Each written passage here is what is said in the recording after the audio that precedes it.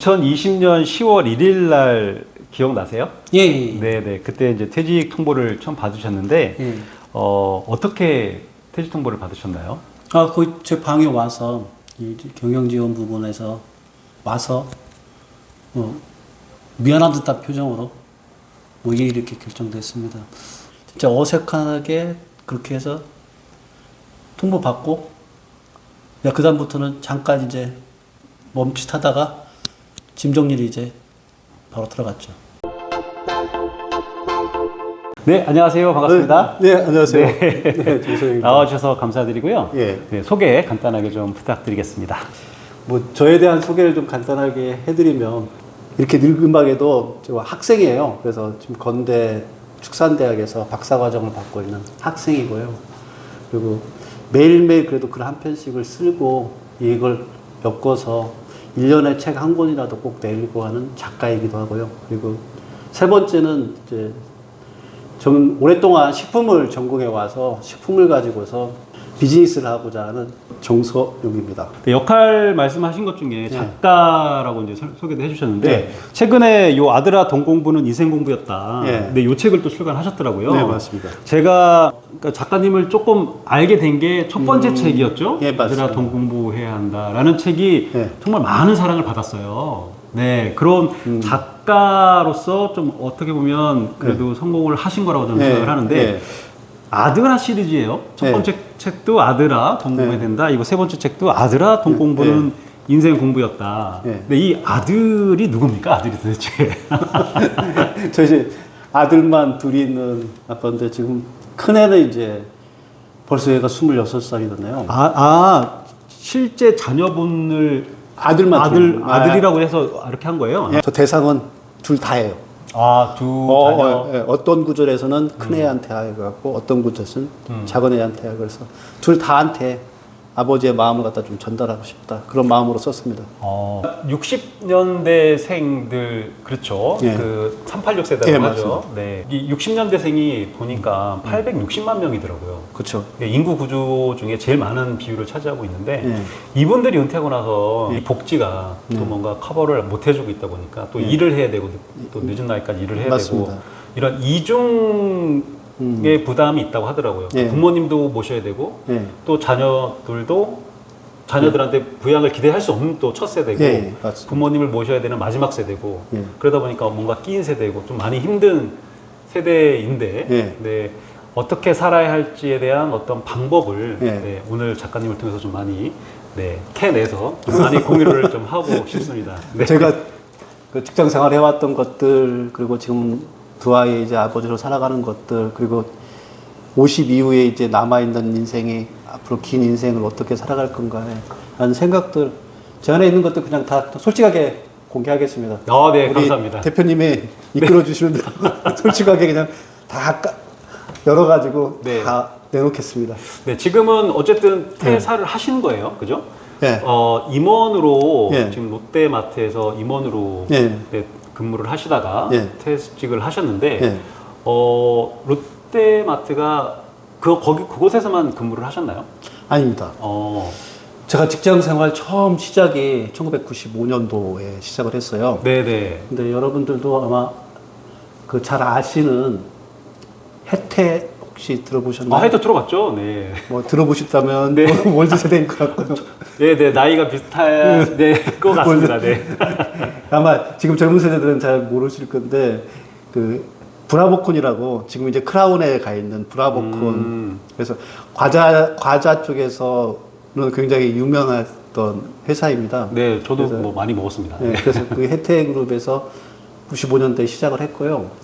그랬다가 시작을 해서 쭉 혜태그룹을 다니고 있다가 그 1997년도 이제 우리나라 아마 그때 직장인들 모두가 고통을 겪게 되는 그 시간에 저도 그 부도난 회사에 혜태가 부도가 났기 때문에 그 일원으로서 생활을 할 수밖에 없었죠. 근데 여기다 더 제가 그때 당시가 좀 힘들었던 이유가 뭐냐면 제가 1997년도 10월 5일 날 결혼했는데 혜태가 부도난 게 11월 3일이에요.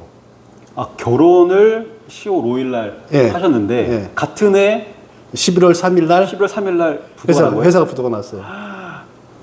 앞이 캄캄하셨겠는데요? 신혼생활을 막 시작했는데 또 사고 쳐서 큰애는 이렇게 잘하고 있는데 그러니까 내 사랑하는 아내와 조금 있어 곧 태어날 아들이 있는데 내가 몸담고 있는 회사는 부도나 있고 그래서 97년도, 98년도 이때 진짜 암울하게 그렇게 생활했어요. 다른 사람들이 여기 계신 분들은 제 경력이 이제 롯데 마트에서 임원만 하고 나왔다 그러니까 굉장히 화려하고 편안한 직장 생활을 했을 거라고 생각을 하는데 아니잖아요. 저도 처음 시작점에서는 여러분들보다 훨씬 더 극심한 고통을 가지고서 직장 생활을 처음에 시작을 했습니다. 그랬다가 2000년도에 롯데로 이동하면서 이직을 하면서 그때부터는 조금은 승승장구 이렇게 올라가고 그래서 임원까지 올라갈 수 있게 된 거죠. 그러면 97년도에 부도가 나서 해태를 나오셨는데 예. 새로 롯데를 간 거는 2000년이면 거의 한 2년 3년을 예, 거기서 그때 있었습니다. 아, 법정관리 상태에서. 법정 관리 상태에서 나오신 건 아니고 네, 계속 네. 근무를 하시면서 네, 그렇죠. 법정관리 상태가 되면은 뭐 아마 아시는 분도 아실 텐데 기본적으로 상여금은 안 나고요. 상여금은 다 반납, 다 사인할 수밖에 없어요. 하고 그다음에 기본급 중에서도 때로는 진짜 회사가 안 좋으면 70%까지 아니면 90%, 100%, 100% 받으면 아 좋다고 그랬고요. 70%까지 받게 되면 그때 당시에 월급이 100만 원이 안 돼요. 한 달에. 그때 당시에 예. 근데 큰애는 이제 1998년도 우리 아들이 5월 14일생인데 5월 14일 태어났고요. 저는 부도나에서 다니고 있으니까 100만 원도 안 되는 월급 그것도 그때는 통장이 안 돼요. 왜냐하면 부도나 회사들은 은행 거래가 안 되기 때문에 현금 뽑아가지고 봉투에다가 갖다 주니까 제가 좀 세어봤죠. 통장으로 입체됐으면 몰랐을 텐데 세어보면 100만 원이 안 되는 것 갖다 주고. 근데 우리 와이프는 그래도 뭐 그 없는 살림에도 100만 원 갖다 주면 10만 원이라도 저축하고 나머지 90만 원 가지고 생활하고 이렇게 해왔던 덕분에 사실은 그 이후에 이제 그 생활에 익숙하다 보니까 그 이후에 롯데로 이직하고 난 이후에 이제 월급이 많이 들어오는데도 실질적인 생활은 100만 원 미만으로 관리할 수가 있는 것들을 몸에 익혔던 거죠. 그때 처절하게. 그때 절약이 몸에 배어서 네, 그렇죠. 이직을 하시고 나서 예. 그 생활 습관을 계속 이어가셨군요. 예, 그렇죠. 그래서 직장 생활 초기는 진짜 가혹하게 그 나라 경제가 위기를 갖는 걸 갖다 가혹하게 몸으로 겪으면서 보내왔다고 그렇게 보면 될 것 같습니다. 제가 기억나는 게 예. 2000년 1999년도 예. 말 이쯤에 이제 제가 신입사원으로 네. 아, 그럼 굉장히 입사하는데 어려움을 겪었던 세대네요. 네, 그때 어렵기도 했고 네. 그래서 들어갔는데 그때 처음 월급 통장에 찍힌 돈이 네. 세금 다 떼고 네. 204만 원인가였거든요. 네. 네. 그러니까 그때 100만 원이면 절반도 안 되는 그렇죠. 신입사원의 네. 연봉의 전발도 안 네. 되는 돈이었거든요. 임원이 되려는 직장인이라고 하면 네. 임원 나도 한번 해볼까라고 이제 생각하시는 분도 많이 있을 거라고 생각합니다. 네. 저는 해보니까 안 되겠더라고요. 임원의 자질은 없는 것 같아서 일찌감치 네. 포기는 했지만 네. 근데 임원이 되고 나서 네. 분명히 얻은 것도 있지만 네. 경제적으로 또 이득도 있고 해서 네. 얻은 것도 있지만 또 네. 잃은 것도 있을 거라고 생각합니다. 네. 네. 얻은 것과 잃은 것 좀 뭐가 있을까요? 뭐 얻은 것부터 얘기해 드리면 얻은 것부터 네. 부모님의 자랑거리인 건 진짜 얻은 거. 네. 그래도 우리 아들이 롯데마트 임원이야. 주변에 자랑도 많이 하고 그러다 보니까 또 그 아버지 돌아가실 때 화환 있잖아요. 네, 맞아요. 화환이 장례식장에 오는 네. 화환. 네. 그 장례식장에 오는 화환이 놓을 수도 없을 정도니까 다 리본만 띄어가지고 이렇게 부착할 정도로 그렇게 많이 오더라고요. 그 임원이라는 자리에 있기 때문에 현직에 있을 때 아버지 돌아가셨는데 그래서 내가 아버지한테 살아계신 생전에는 효자라고 생각을 안 했는데 돌아가시는데 그러다 꽃길은 내가 풀렸구나 하는 그런 부모님에 대한 부모님이 나를 자랑스럽게 생각했던 거. 그래서 우리 어머니가 그때 저에 대해서 우리 아들 진짜 잘 커져서 고맙다 이런 얘기를 그때 했었어요. 임원이 된 다음에요? 아니 그 아버지 돌아가실 때 그 장례식장에서 화환이 막 오는. 그러니까 사람은 애경사 중에 그 애사에 그런 일들이 벌어지면 네, 맞아요.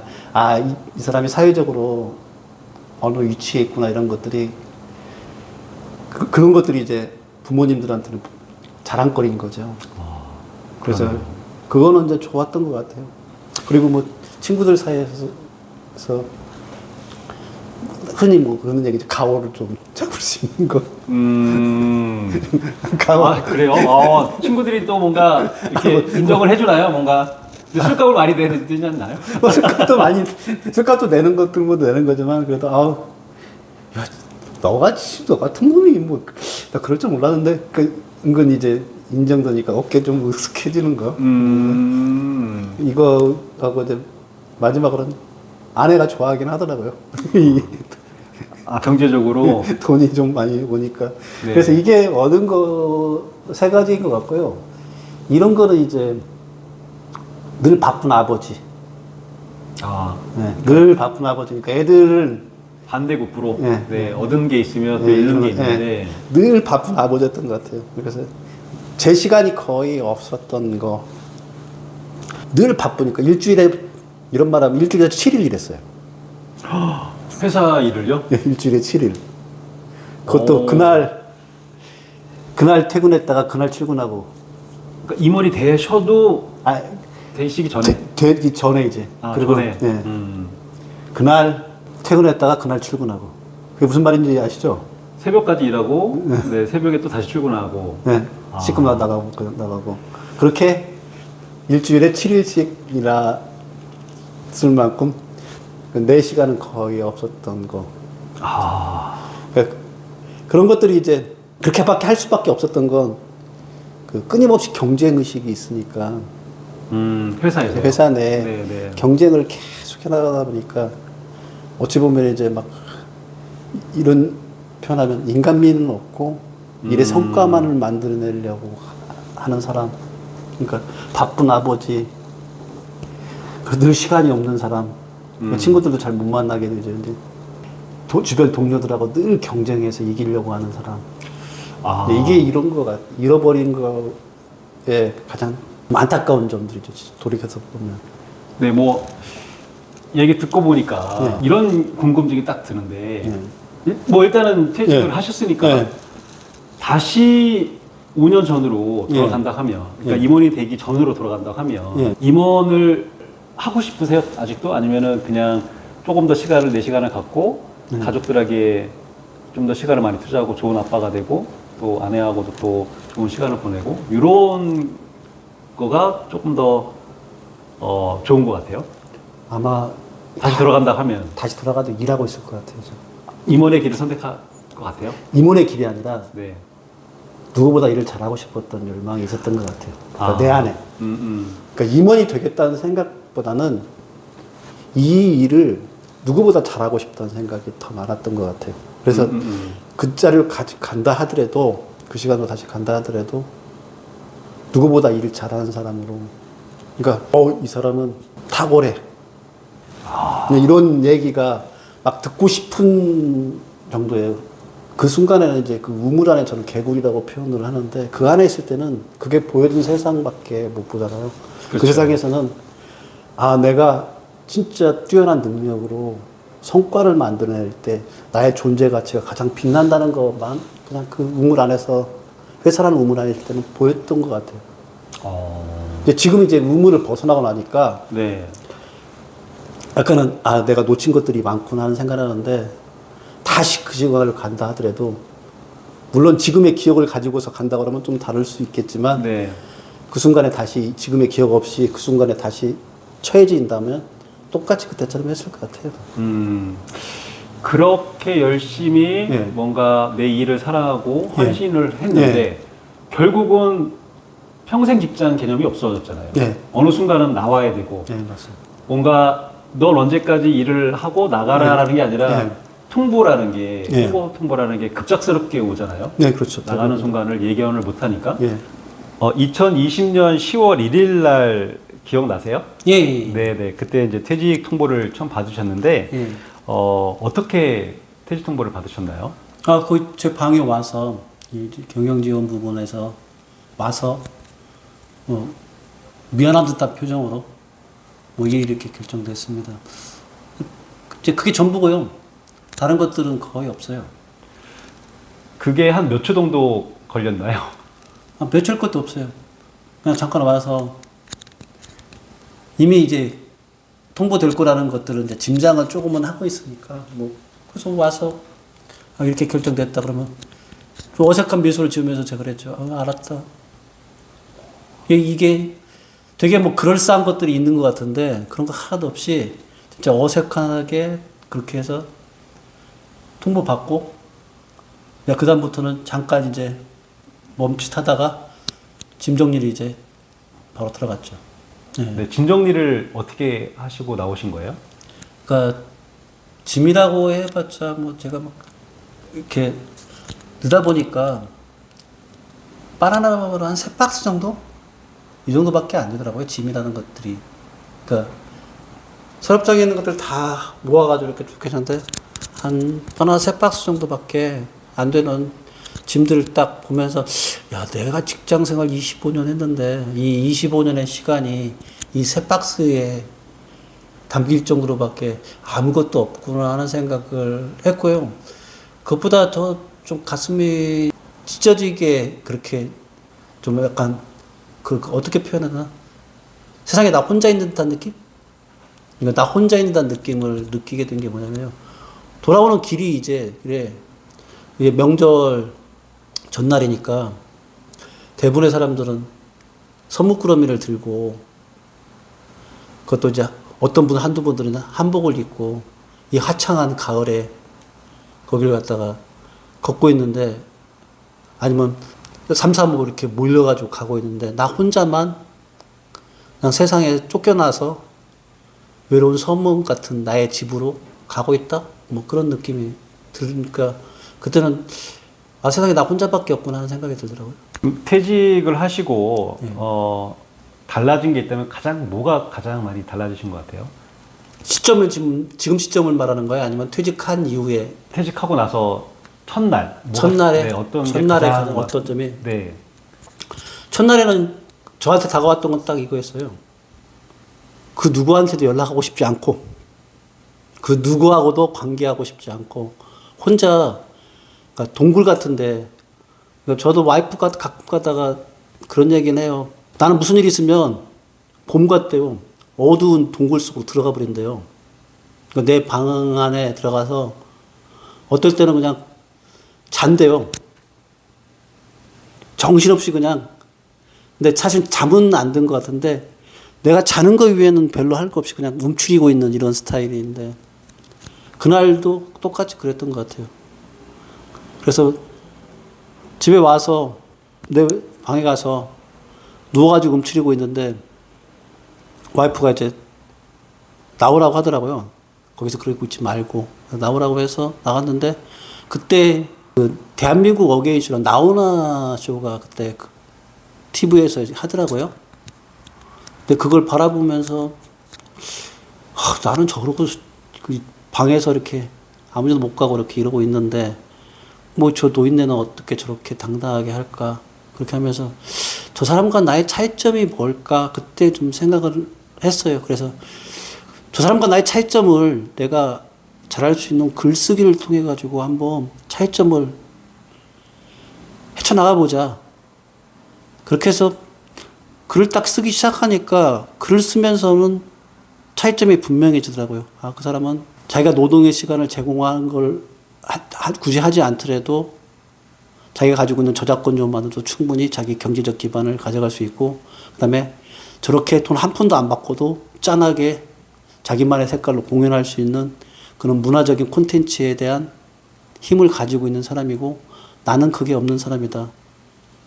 직장 내 명함에 의존해서 내가 잘난 것처럼 떠들어댔지만 월급을 매달 버는 월급 때문에 나는 가장으로서 뛰어난 역할을 한 사람이라고 떠들어댔지만 막상 그게 딱 사라지고 나니까 아무것도 아니라는 생각을 그런 것들을 갖다 글로 이제 막 표현하고 시작했죠. 그러니까 조금씩 보이더라고요.